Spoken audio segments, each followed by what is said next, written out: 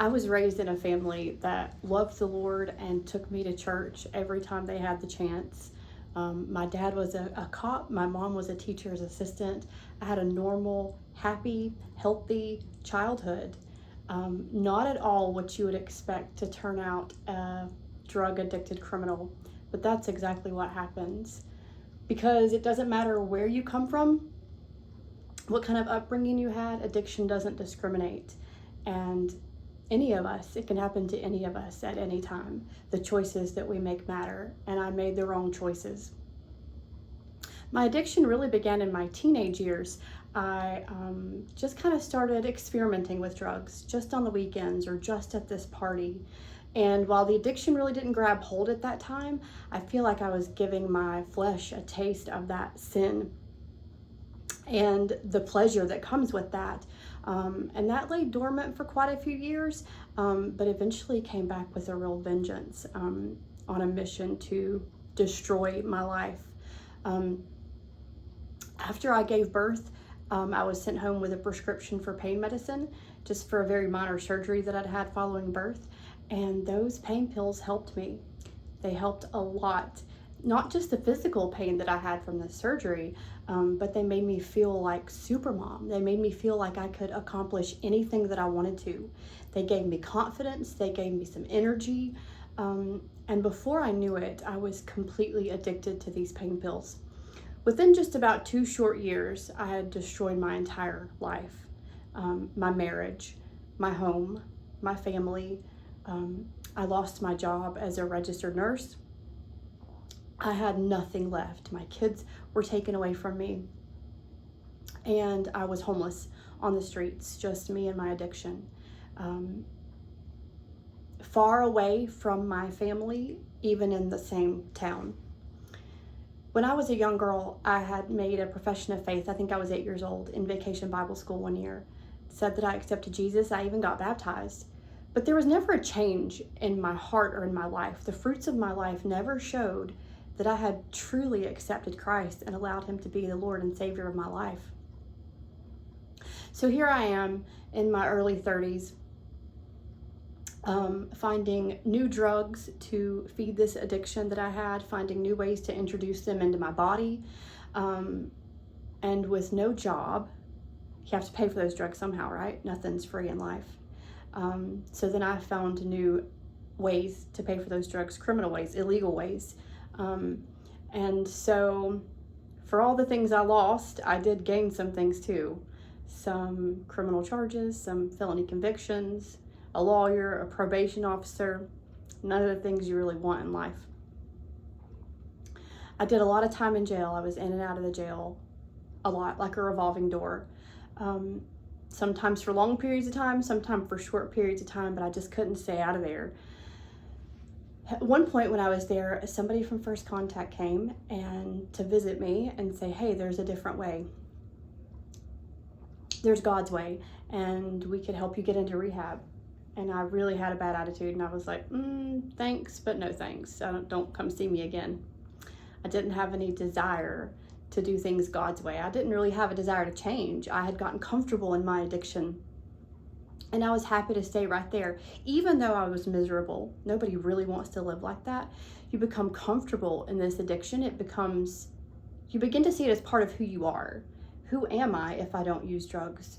I don't know how to be a functional part of society anymore. I don't know how to be a mom anymore. So I got comfortable in my addiction, and I just thought I would stay there for a while. After an overdose, I just continued to get worse. Continued to just go farther and farther down into this subculture of drugs and a life of crime. I was staying here on Greenville Highway, right here in town at a little motel. And then when the money ran out, I was staying in a vacant lot, just like right across the street from the First Contact office. And the people from First Contact continued to reach out to me. Even when I didn't have a phone, they would reach out to other people in my family. And when I would run into somebody, they would say, oh, that lady from First Contact called. They're willing to help you. And it's kind of like, reminds me of the story in Luke 10 of the parable of the Good Samaritan. when you get yourself so far down into this life of drugs and crime, many times you are dirty physically. Maybe you haven't had a bath in a really long time. Your clothes are tattered and worn, probably dirty.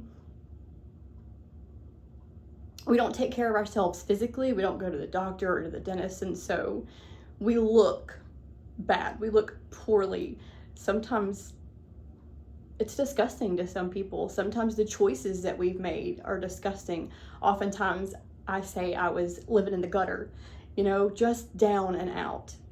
And these people at First Contact continued to reach out to me, even though many of society would walk on the other side of the sidewalk, like it says in the story of the Good Samaritan. Society had cast me and many other addicts off, written us off as too far gone, too bad. First Contact continued to reach out to me in spite of my physical appearance, in spite of my bad attitude, in spite of the crimes I had committed and the lifestyle that I was living that was immoral and irresponsible and pretty gross. The First Contact was able to see through that and to love me like Christ did by just continuing to reach out to me. So when I finally hit rock bottom and was ready to do something about it, I reached out for help, not because I wanted to do things God's way, not even because I really wanted to get clean, but because I was out of options. I had burnt all of my bridges with friends and family. Nobody else would let me sleep on their couch anymore.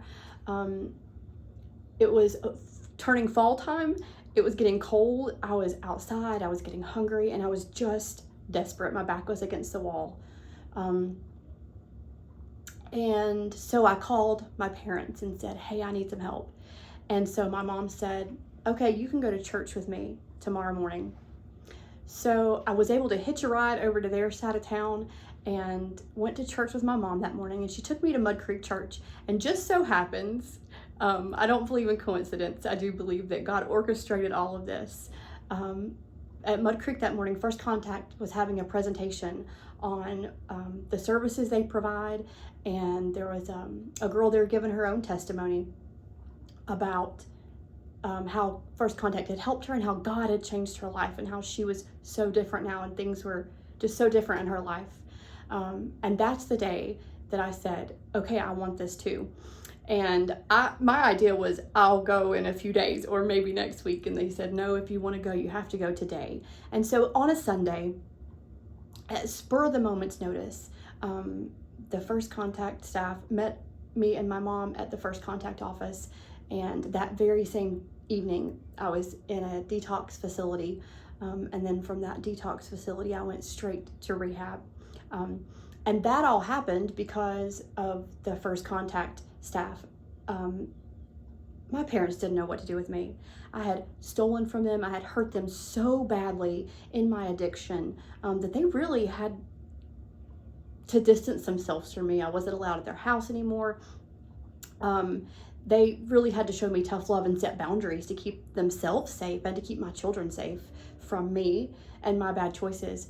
And my parents had never dealt with addiction before. My family didn't know how to handle it. They didn't know who to call or how to find a rehab or how to facilitate all of that. And that's really where First Contact stepped in and did that footwork for my family, for me. They bridged that gap. They stepped in when nobody, even when my parents wanted to help me, they didn't know how to do that. That wasn't their specialty. They didn't know what they were doing with a child that was an addict, even a grown child. And so First Contact facilitated, found me a rehab to go to, got me accepted, helped my parents make travel plans to get me to Florida to the rehab that I went to, and then continued to follow me through that rehab. I spent 10 months in inpatient rehab, and while I was there, can I say names? Mm-hmm. While I was there, Chastity from First Contact, who had helped me all along the way, she'd been the first one to visit me in jail, came down to Florida to visit me in the rehab, and went to a special event with me, spent time with me there. I received a box from First Contact, like like a care package that they sent me, I think more than once, of supplies and things that I would need while I was there, just personal things. And that really meant a lot to me. They also continued helping my family while I'm away trying to get better. First Contact continued ministering to my family, reaching out to them, supporting them, praying for them, providing opportunities for support groups and ways for them to get involved, not only in my addiction and my recovery, but in the fight against addiction in general. So I finished rehab successfully. I stayed on for a little while after the program and did a time of transition. And then I came back to North Carolina. This is where my family was. This is where my children were, my life. And so I came back, and that was a struggle for me. It wasn't easy to come back to the place where I had ruined my life. I had gone away and gotten better. I had learned coping skills. I had all this clean time under my belt, but the wreckage was still here. All the relationships that I had destroyed, the debt I had racked up, the criminal charges I was still facing, the aftermath of my storm, I still had to walk through and clean up and pick up the pieces and try to rebuild my life. And that wasn't easy, but First Contact also gave me some structure and some support in the classes that I attended. Support classes after rehab that I was able to go to and continue to learn more coping skills, continue to practice those coping skills, Bible study lessons to continue to deepen my faith, to increase my knowledge of God, of what Christ had done for me, and the forgiveness and the redemption that was available to me if I chose to allow the Lord and Savior, to allow Jesus to be my Lord and Savior. I knew from the very beginning when I went to rehab, I needed a Savior. I needed somebody to save me, but I never was ready to let him be Lord of my life. I still wanted to do things my own way.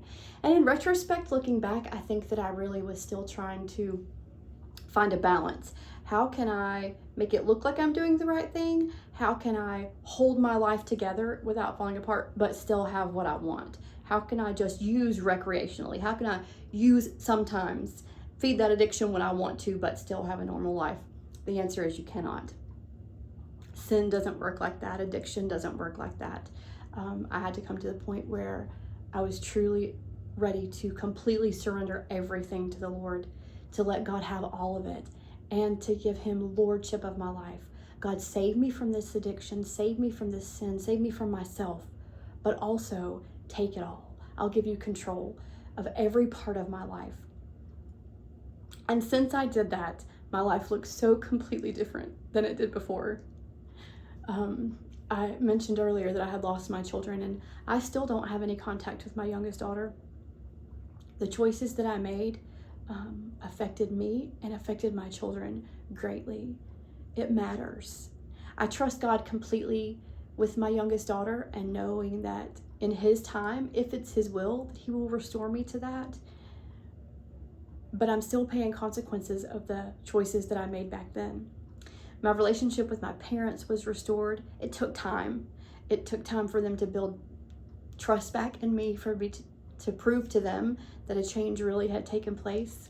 My relationship with my oldest daughter is restored. And so now my life looks like this. I work a steady job. I've been there for almost 3 years at the same place. God has taught me how to be faithful in the small things, how to just get up and go to work every day, doing the same thing over and over, even when it gets boring, even when it's hard, just to be faithful to the small things. My oldest daughter and I live together now, and I'm a grandma. I even have a grandson, and what a blessing that God has given me the opportunity to be a part of my grandson's life, to pour into him, when just a few years ago, I was so far away from my family, and now I get to be a mom and a grandma again. I have friends. I'm faithful to my church. I'm faithful to the Lord. I've learned how to put spiritual disciplines into my life, and how those things strengthen my relationship with the Lord and help my life. I think that discipline in general is one thing that I've learned, and how that's helped me. Help me out here. You're good. Okay. That was amazing.